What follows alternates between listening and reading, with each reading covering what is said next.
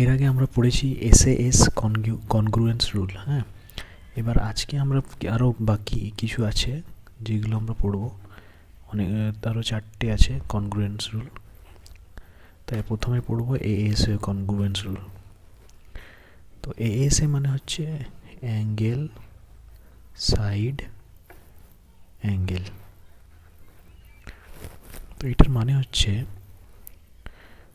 যে দুটো ত্রিভুজ তখনই কনগ্রুয়েন্ট হবে যখন একটা ত্রিভুজের এই কোণটা আর এই কোণটা আর এই দুটো কোণের মাঝখানে যে বাহুটা আছে সেইটা আর এই পাশের এই কোণটা আর এই বাহুটার সাথে যদি সমান থাকে, তাহলে এই দুটো ত্রিভুজকে বলা হবে কনগ্রুয়েন্ট ট্রায়াঙ্গেল। মানে কোনো ত্রিভুজের একটি বাহু, দুটি বাহু আর তাদের মাঝখানে যে দুটি কোণ আর তার মাঝে যে বাহু আছে সেটা যদি আরেকটা ত্রিভুজের দুটি কোণ আরেকটি বাহু মানে মাঝে যে বাহু আছে এটার সাথে সমান হয়, তাহলে এই ত্রিভুজ দুটিকে বলা হবে কনগ্রুয়েন্ট ট্রায়াঙ্গেল। এটা হচ্ছে এএসএ। এরপরে আমরা জানবো এসএসএস। এসএসএস হচ্ছে সাইড সাইড সাইড। এটা হচ্ছে এই কনগ্রুয়েন্স রুলটা বলে যে কোনো মানে দুটো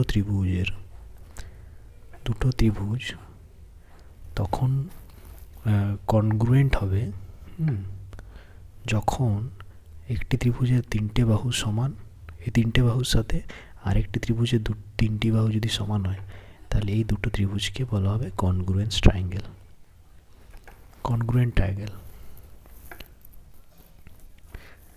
কনগ্রুয়েন্ট ট্রায়াঙ্গেল। এবার পড়ব আর এইচ এস। এটা হবে রাইট অ্যাঙ্গেল হাইপোটেনিয়াস সাইড।